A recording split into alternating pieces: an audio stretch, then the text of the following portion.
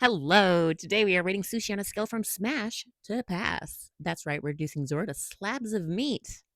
That's the joke. But before we go through the Zelda series chronologically, a biology lesson. There are two types of Zora, colloquially called river and sea Zora. Personally, I think they should be categorized as swamp things and reverse mermaids, but Zelda Dungeon hasn't returned my calls. River Zora were the first to appear in the series and tend to be more hostile. Sea Zora, which are called that despite first appearing in a river/lake environment, tend to be friendlier and more humanoid. Hylianoid? Humanoid. Hylianoid? My tier list is made up of more than just smash and pass. I'm nuanced like that. And I think it's safe to put Zora from the first three games into the lowest category. That's Cat Eater.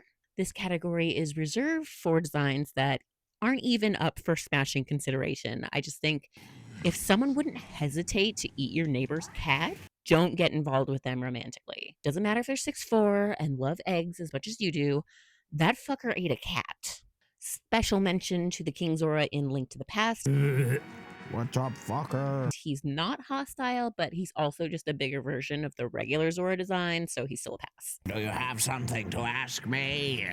Yeah, what's wrong with your face? The fourth game in the series is Link's Awakening. It still features hostile river Zora that go under Cat Eater, but there is a little cutie mystery Zora. They're still a pass, but I like this picture and I'm making you look at it.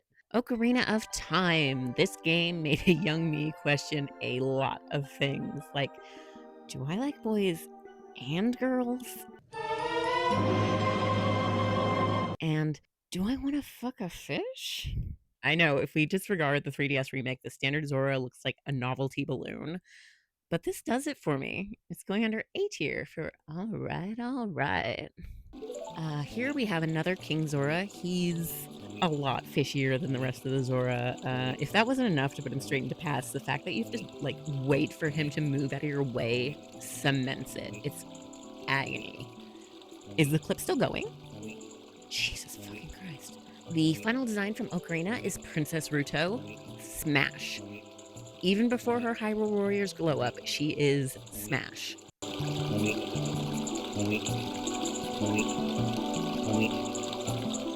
Oh, brother, this guy stinks! I have to admit, I completely forgot the Indigo Go's all had character-specific designs. Mikau is the most like a standard Zora, and Lulu is just a reskinned Ruto.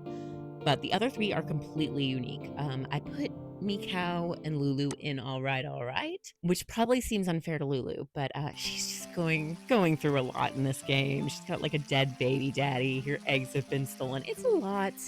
And out of respect, I just don't think I can outright put her in Smash. She's just not in a good headspace for it. The bassist and keyboard guy, they go under meh. They're not going through anything. I just don't find them particularly attractive. Tijo, though. The drummer, this does it for me. Smash, more Manta Ray designs, please. Other than those, there are the reused standard Zoras walking around and the Indigo Go's manager, Toto, hard pass. Tadpole. I don't know if the Oracle games should count as mainline Zelda, but here they are. This appears to be the first time you get both River and Sea Zoras in one game. There's not enough bits on a Game Boy Color to bring these designs up past Cat Eater and pass. We also have our third King Zora, who appears to be an 8-bit version of the Ocarina design, and is still a pass. With the Wind Waker comes another biology lesson. Wind Waker is set so far out from the other Zeldas that the Sea Zora have evolved into Rito. This is revealed halfway through the game when Force Ghost Hello there. Laruto shows up as Medley's ancestor. Smartasses like me have been pointing out how nonsensical this is for years. Why would sea creature become bird creature when the world is like 90% ocean? It's entirely possible that Annie Austin's hypothesis about the Great Sea being freshwater is correct, but I just think no one at Nintendo cared. Anyway, Laruto is meh. There's only two people who look smashable in the Wind Waker style, and that's Ganondorf and Nico. Hello there. I don't have easy access to Twilight Princess.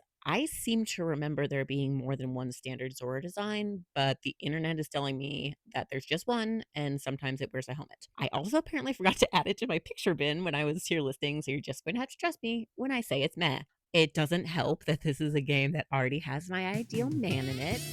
I only have eyes for you, Shad. Except there's Queen Rutella. Rutella's designer saw how smashable Rito was and was like, hold my beer. I'm coming, beautiful goddess. I will sing for you. That is a sexy fish lady. I rated Lulu lower for going through some stuff, and Rutella is dead for the entire game. She's definitely going through it or has gone through it. But damn, smash. Skyward Sword takes place so far before the events of every other Zelda game that there are no Zora. There are, however, Pirellas, They're following me like creeps. which would split off and evolve into presumably River and Sea Zora. Obviously, these go under Cat Eater. They are the stuff of nightmares, just like the rest of this game. I'm joking. If enough people hype this game up in the comments, I'll add it to my backlog. I know it's divisive, and I've never actually played it. So comment if you want me to suffer, or if it secretly doesn't cause suffering.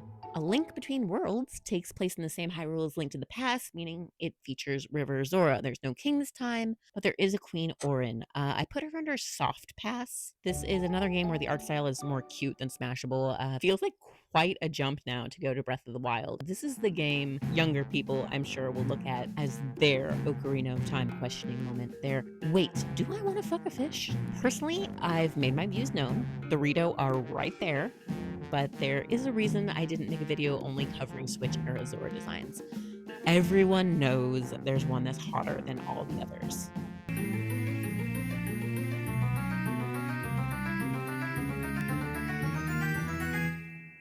Muzu. You're not buying it, I get it. I did put him under A tier. I feel like in his younger days, he might have been right up my alley. There are more standard designs in Breath of the Wild than previous 3D Zeldas. Honestly, none of them really do it for me. Again, the Rito are right there, so I'm putting them in meh.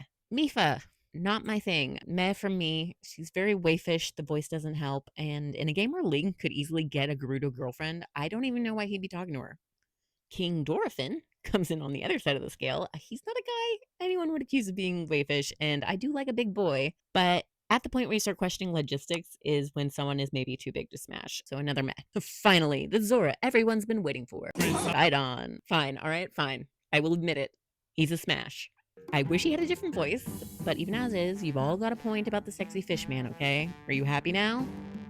Of course you aren't, because I haven't talked about Tears of the Kingdom. Yorna. I'm not someone who thinks she's the worst Zora they could have possibly introduced out of nowhere to dispel the gay rumors, but I do think she's got an ugly design. Like I already said, I like the Manta design, so it's not that. I just think it's the coloring. It's like baby poop green. I was going to put her under Cat Eater, but I think that's unfair. I'm sure she's beautiful on the inside. Hard pass, though. As much as I said I don't think the Oracle games count as mainline Zelda, I really, really don't think Echoes of Wisdom counts. Regardless, I wanted to give a special mention to it for once again featuring both River and Sea Zoras, and for being the first time a River Zora was halfway appealing. The Chief of the River Zora is all right in my book.